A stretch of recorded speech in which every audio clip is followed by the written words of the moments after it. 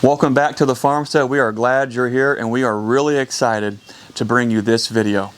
Now, my buddy and fellow podcast host Dan Bokros of the Contrary Beekeepers Show joined me for a little adventure down to Lakemont, Georgia to see Bob Binnie of the Blue Ridge Honey Company.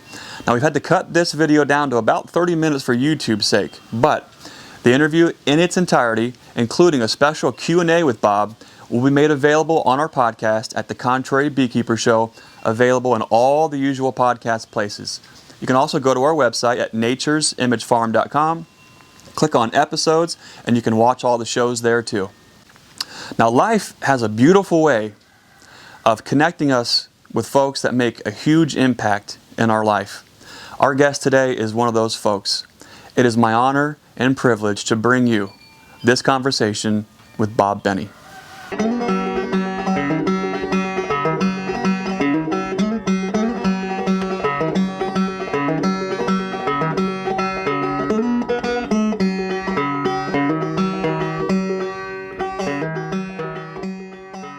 Welcome back to another episode of the Contrary Beekeepers Show.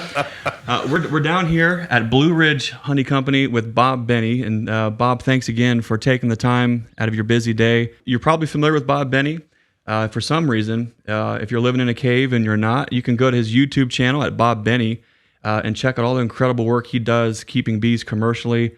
It's a huge influence to a lot of us who are getting started and trying to grow our bee yards, our businesses, and so it's a great resource. Bob does a really great job on his YouTube channel.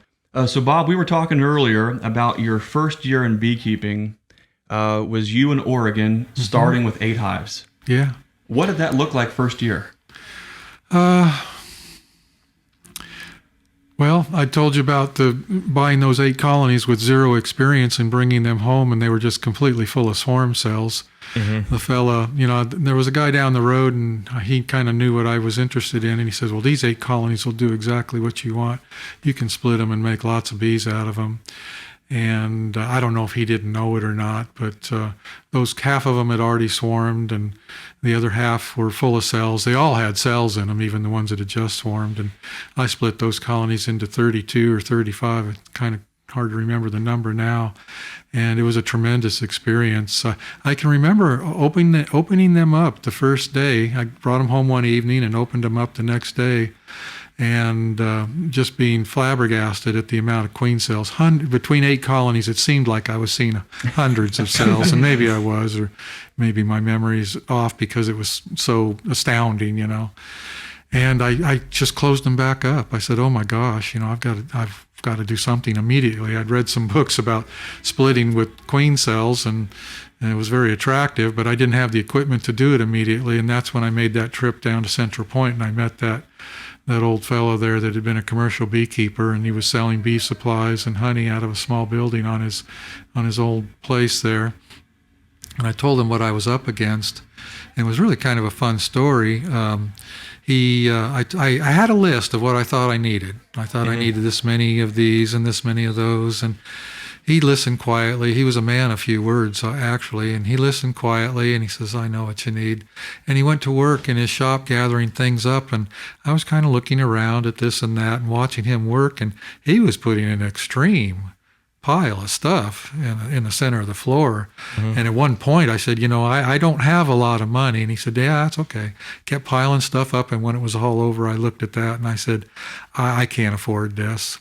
Now, keep in mind, this is the first time I'd ever met this man. He didn't know me from Moses. Wow. And he said, I said, I can't afford all this. And he finally stood up and looked at me. He had a habit of not looking at you. I don't know what that was about, but he would look away when he was speaking. And even when he wasn't being impolite, it was just the way he worked. And at that point, he stood up and looked at me in the eye, which was, not normal for him. I learned later. And he said, it's okay. You can pay me later in wax and honey. And I really had to think about that. I didn't know him either. All I knew is the guy I bought the bees from told me about Delmer, the old guy down in Central Point where you could pick equipment up from. I didn't know him either. And it truly gave me pause. I thought, there's something wrong here. Mm-hmm. But I was in this kind of desperate mode, So I Yeah. said, oh, well, okay. He didn't want my phone number. He didn't take any information. I told him I lived in Weimar, which is out of Rogue River. He says, oh, yeah, I was born in Rogue River. I know where you're at. And that was all the information he had. He didn't know where I was at. And just come see me later. Well, I came to see him much sooner than later because I needed more stuff and had to figure out how to, these colonies needed supers at one point. And so he was just generous like that all through that first year. And then I told you the story about him selling me those 75 colonies that he had that he couldn't work because at that point he was using a walker and a cane and he couldn't work bees anymore. And he sold me 75 colonies in the fall that were in total disarray. And he paid for the sugar. I didn't have any money. He paid for the sugar to feed them, to get them through the winter. And again, on credit, pay me in wax and honey. It probably took me a year to a year and a half to actually start giving him something back. And he just kept feeding me this equipment. It was just astounding. Of course, about 3 years later, I learned something that I didn't know at this time. When he retired, he had a mountain of equipment in an old dairy barn on a ranch owned by his brother. It had been the family farm, family home. Yeah. And I remember one day, much later, 3 years later, I needed something, and he says, "Well, let's take a ride. Come with me for a minute." We got in his old Pontiac station wagon, and we drove over to his brother's, and he opened the double doors on this was a big barn, from early 1900s when farms were the real deal back then. And I was looking at a barn full of equipment. There must have been 4 semi-loads of equipment in that barn. Jeez. And I knew he wasn't beekeeping anymore. You can imagine what was going through my head. I was almost had selfish thoughts at that point. I think, God, can I get this stuff myself? And that's exactly what happened. He just kept feeding it to me and letting me pay him later. And that's one of the ways I was able to expand so rapidly. Had him to thank for that. I didn't have the money to do that. Yeah. Yeah. Starting off from 8 hives, going to 35, whatever that it was, it sounded like you knew what you wanted out of beekeeping from the very beginning. Yeah, I sure did. I never hesitated. When I read those books in the early days without having any bees yet, I already knew I wanted to make my living at bees. Even before I'd stuck my finger in a single beehive, I already knew that I wanted to do it. And I know a lot of people think like that, and they're never quite able to pull it off, but I was one of the lucky ones. I was able to go. It never was a hobby. From the first 8 colonies, I didn't approach it as a hobby. Yeah. I approached it as a business, and with the intentions of expanding rapidly, and it did expand very rapidly for me. I was lucky. You think that brought a different mentality to the game versus starting off as a hobby?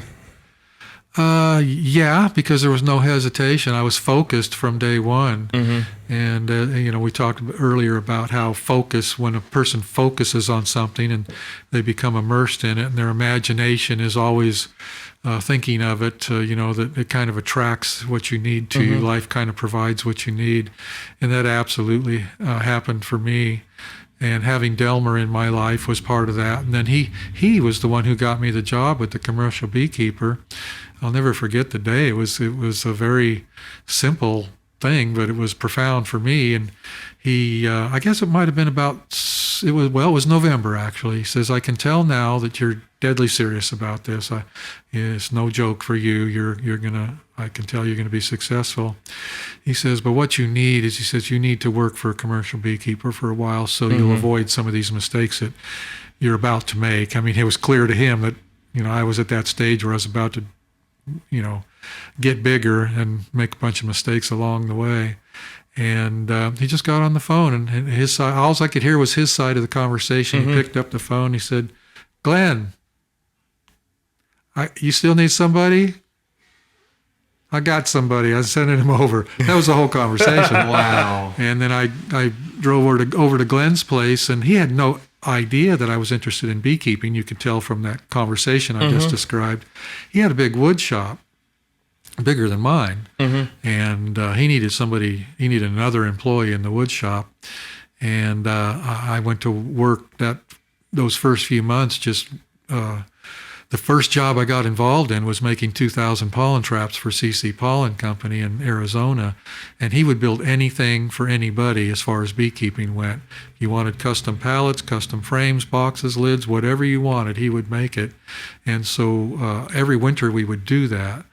And so right off the bat, I got really good at making woodenware. And that was a tremendous boost for me too, because if you're on a budget and you can't afford equipment, if you can get your hands on a table saw and a cutoff saw, you can do a lot. Do you think you'd have a wood shop now on site, make your own boxes if you didn't start off there? I think I would have. It's just with Glenn, I got so good at it so fast because for several months that winter, we just ground out woodenware. Yeah. And Glenn taught me something pretty important that stuck with me all these years. And you said you were a contractor, so you can relate with this. Not everybody measures accurately. And Glenn would many times when I'd have the tape measure out, trying to measure something small like 3/8 of an inch, he said, you need to look at the line down the cut in the board. You want to go from the center of the line to the center of the line. Yep. You're going to find this astounding. His tolerance for beekeeping woodenware was 0.008 of an inch. Wow. Yeah. And he just wouldn't tolerate anything different. That's pretty close, isn't it? Yeah. Yeah, you wouldn't think something like that for beekeeping equipment. But I got really good at viewing a stick and being able to tell whether it was right on the money or not. It was just practice. I don't have any special skill. You look at 3/8 enough times, and pretty soon you can tell if something's 3/8 or not. Yeah. 3/8 is a common dimension in a beehive because the bottom bars often are 3/8, the end bars are 3/8, and so on and so forth. And I got really good at telling if something was right on the money or something like that. Bob, it seems like the universe called Bob Binnie. You heeded the call. You started to put in the extreme amount of work and commitment to making all those things happen. You've mentioned that doors seemed to open one after the other. They really did, yeah.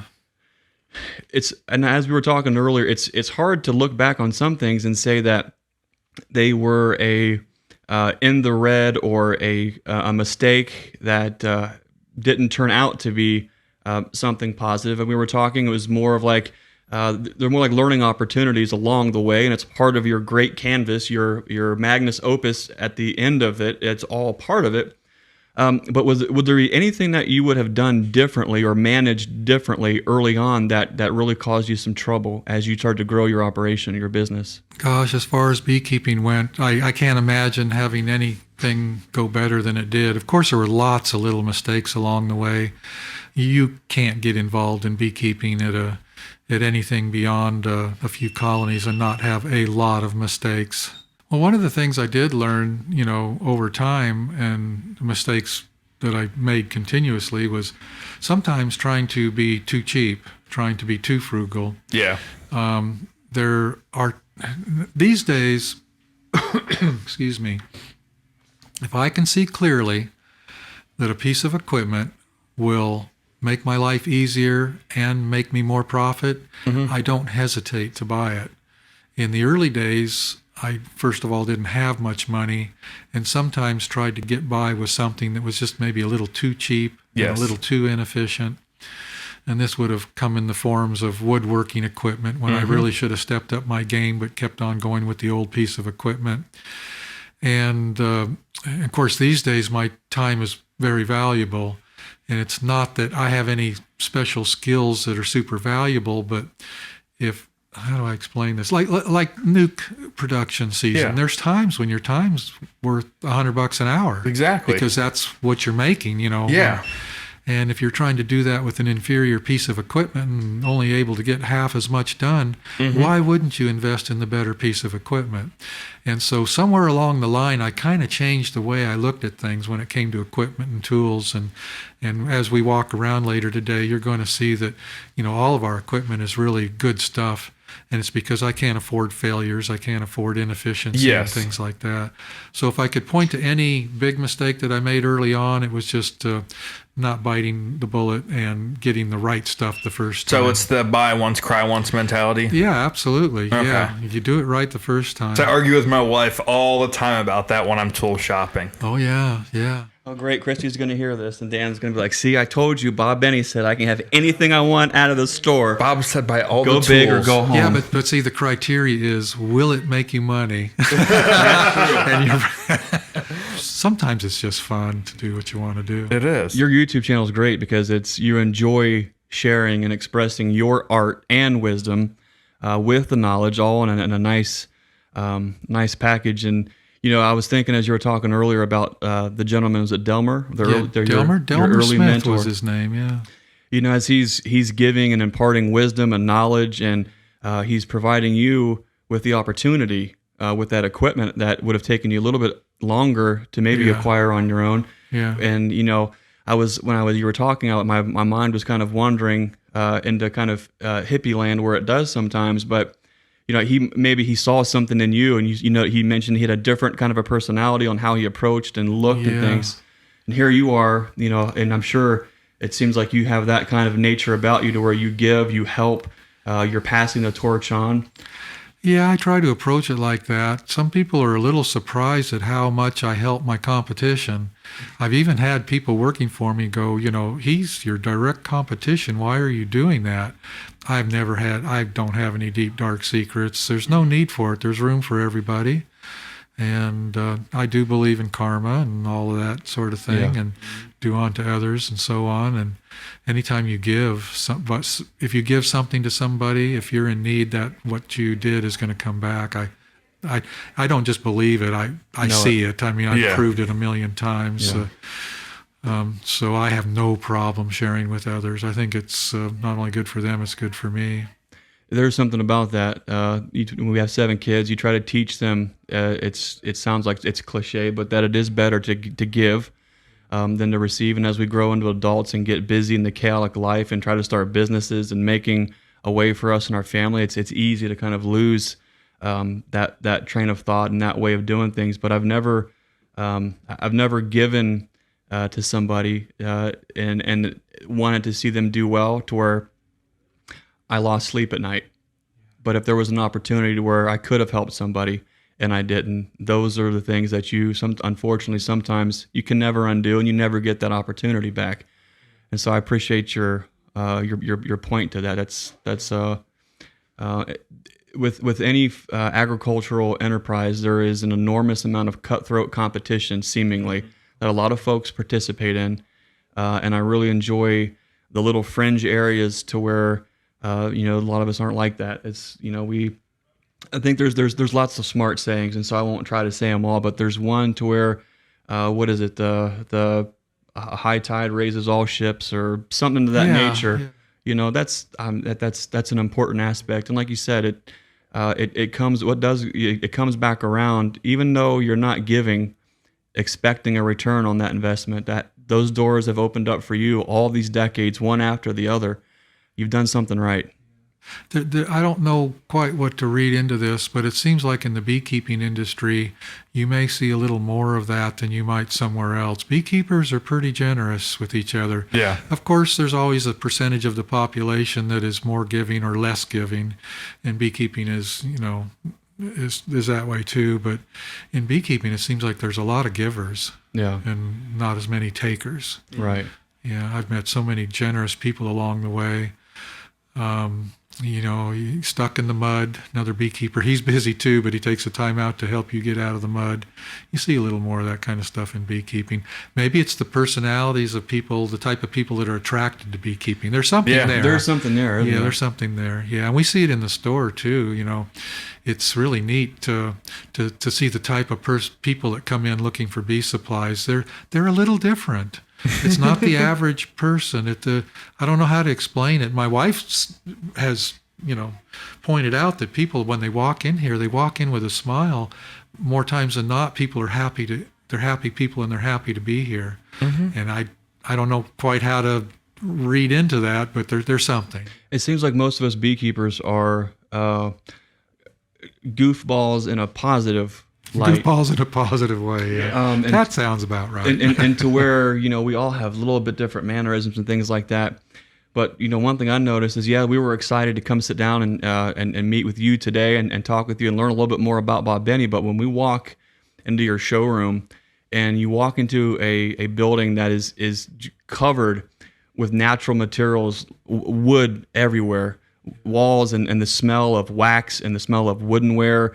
I mean, it does something, I think, to just the primal man to where you can't not express. You know what? A positiveness with that's that. a good point. There might be something to that. Yeah. There's something not only comforting and nurturing, but walking through here, it was almost like it's invigorating. All those senses coming together. So you've done a really great job with the showroom, but putting those natural elements together, I think is it's. I don't know how you can walk in here and not have a smile on your face. I mean, we all have bad days. I'm sure it happens, but I can think of worse places to walk into for work. Well, you're probably right. And as we built this building, I'm not an engineer. Mm-hmm. It took me 10 times longer to design this place than somebody who knew what they were doing would have taken. But in every element, I tried to make it warm and fuzzy. Mm-hmm. Like when you go into the pouring room, which we'll go in a little while, obviously the room is very bright and white for good light, but I put that yellow on the wall. Yellow's a happy color, I think. Yeah.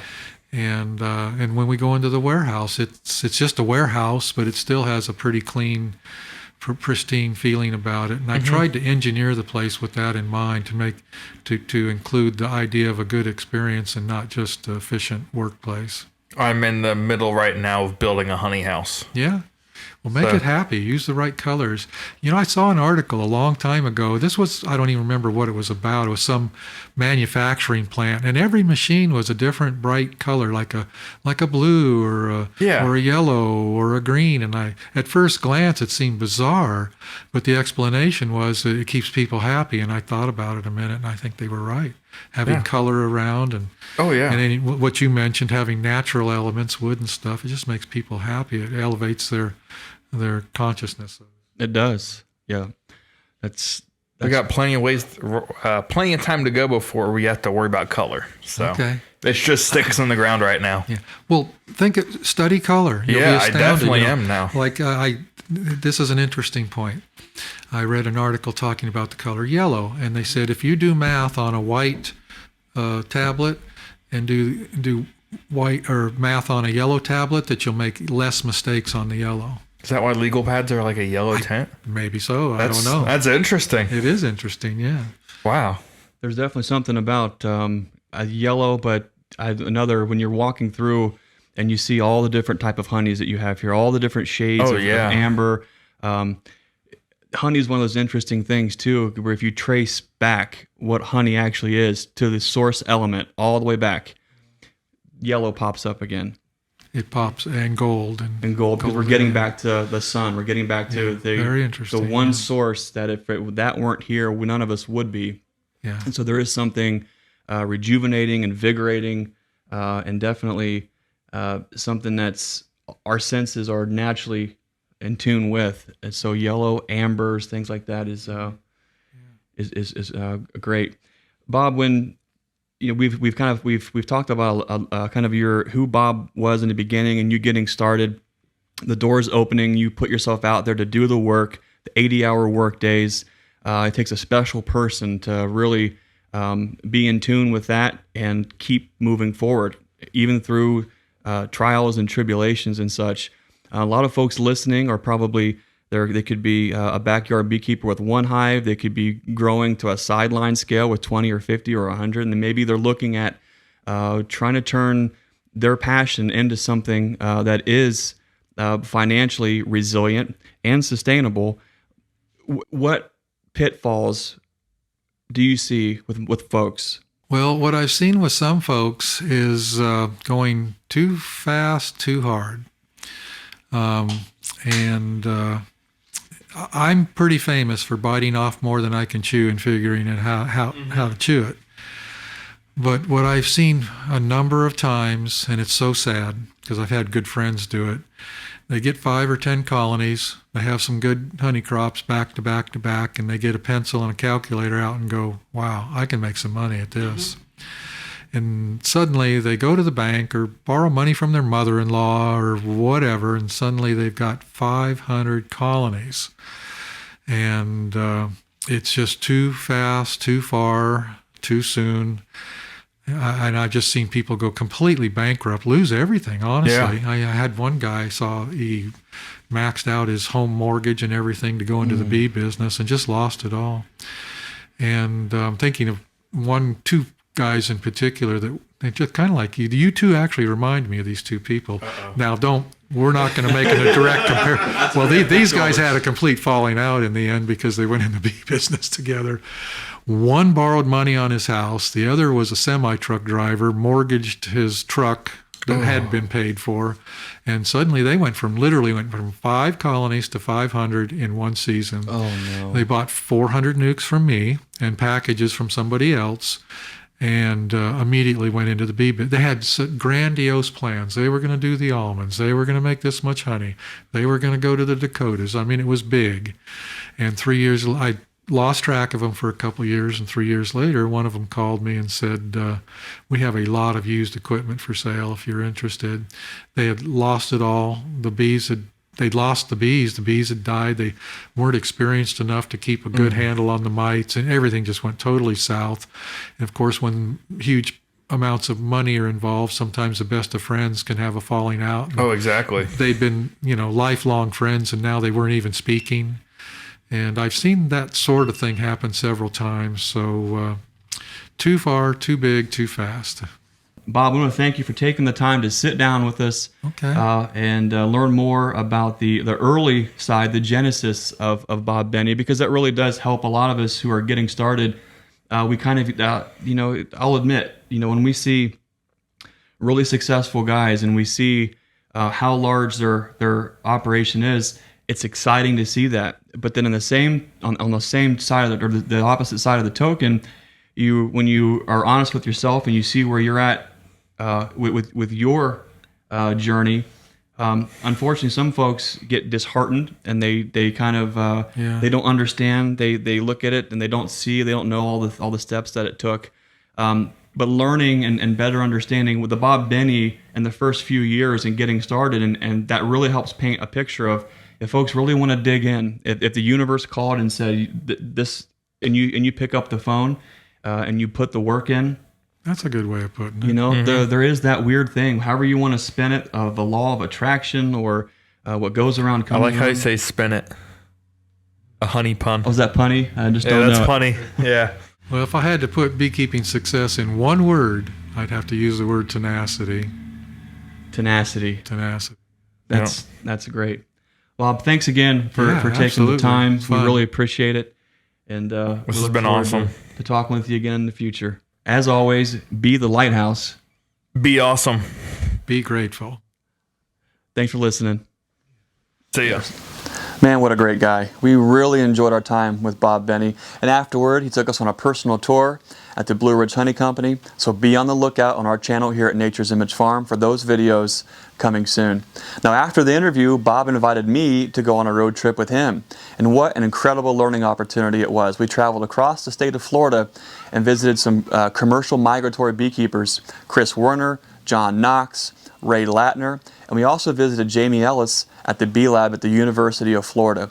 What an incredible learning opportunity that it was for me to see all these guys in their element doing what they do best, and that's keeping bees. So be on the lookout on Bob's YouTube channel at Bob Binnie for those videos coming soon. This trip was also an excellent reminder of the importance of being a lighthouse to others as they journey on their way. I want to thank you for watching, and until next time, remember, be the change that you want to see in this world.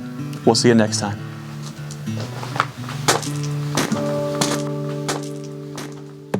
Hey, can you help us out? Hit like, subscribe, share with all your friends, and be sure to check these great videos out too.